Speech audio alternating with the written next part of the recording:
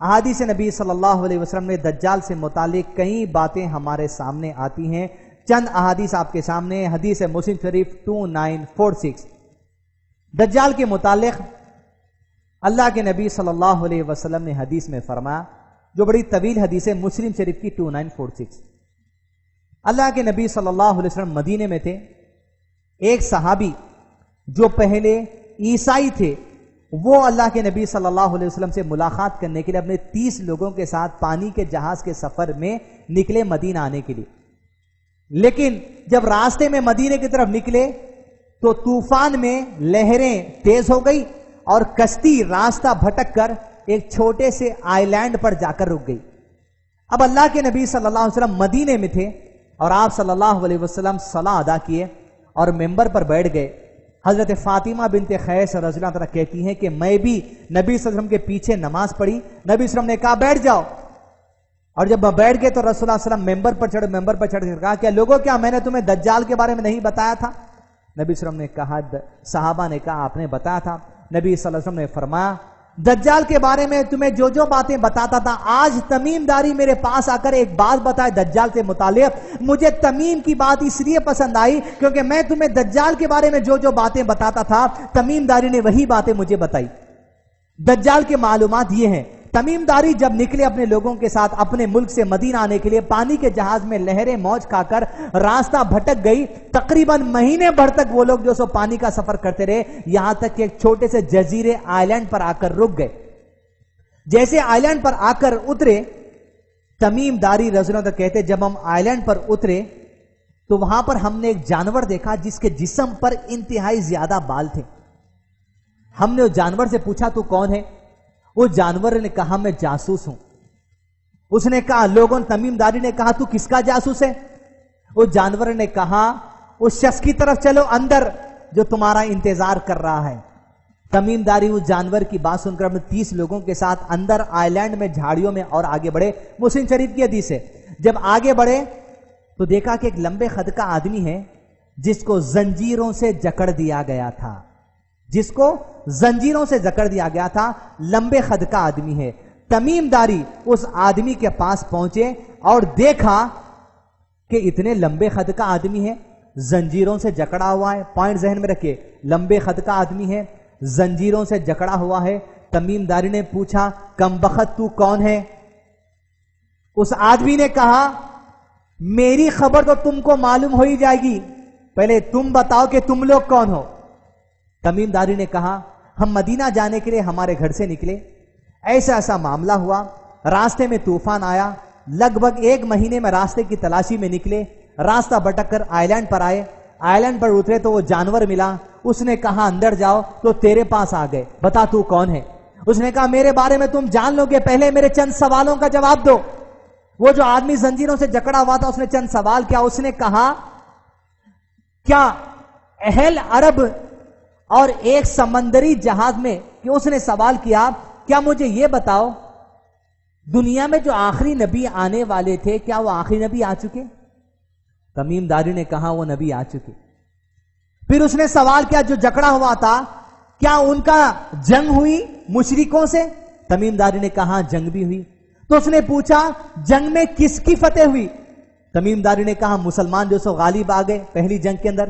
اس نے کہا کیا انہوں نے ہجرت کر لی؟ تمیم داری نے کہا ہجرت کر لی، مدینہ چلے گئے. یعنی مدینے کے اندر نبی صلی اللہ علیہ وسلم واقعہ بول رہے ہیں.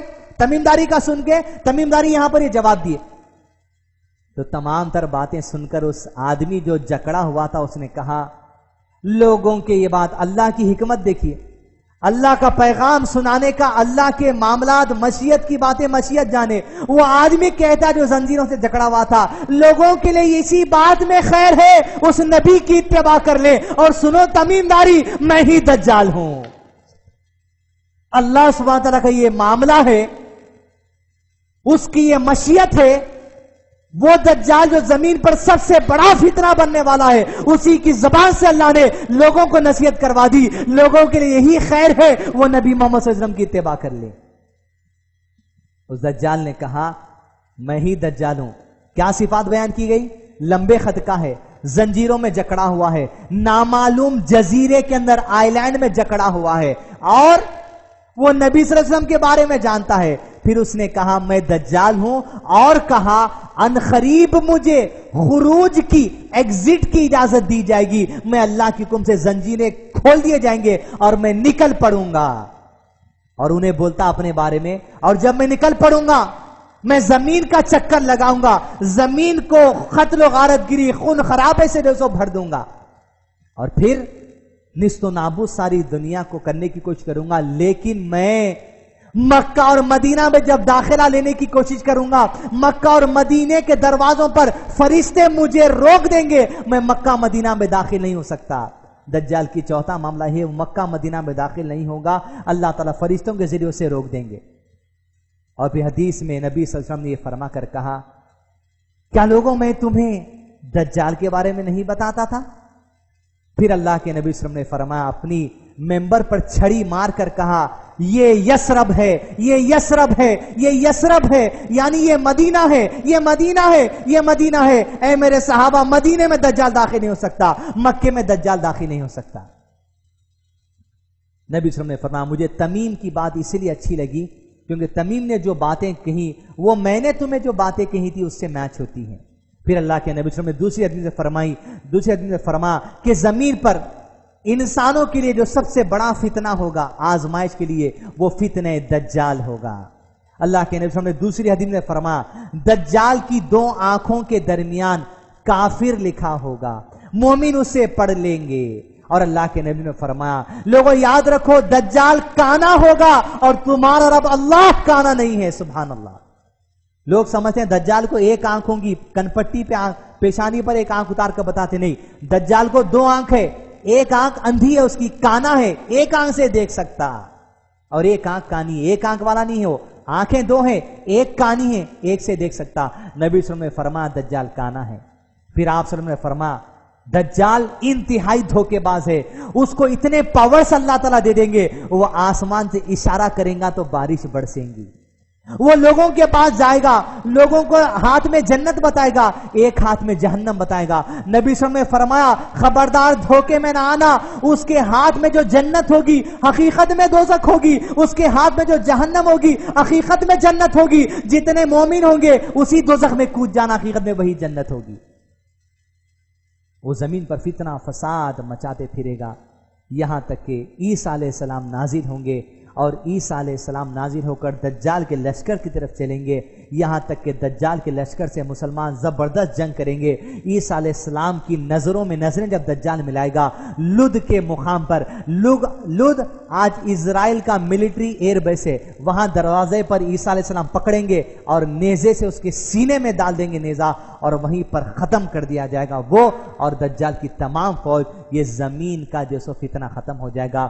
نبی صلی اللہ علیہ وسلم نے فرمایا دجال کا جو معاملہ ہے، اس کا جو فتنہ ہے وہ 40 دن تک چلے گا۔ کتنے دن تک؟ 40 دن تک، جس کا پہلا دن 1 سال کے برابر ہوگا، جس کا دوسرا دن 1 مہینے کے برابر ہوگا، جس کا تیسرا دن 1 ہفتے کے برابر ہوگا، جس کے باقی کے 37 ڈیز عام دنوں کے برابر ہوں گے۔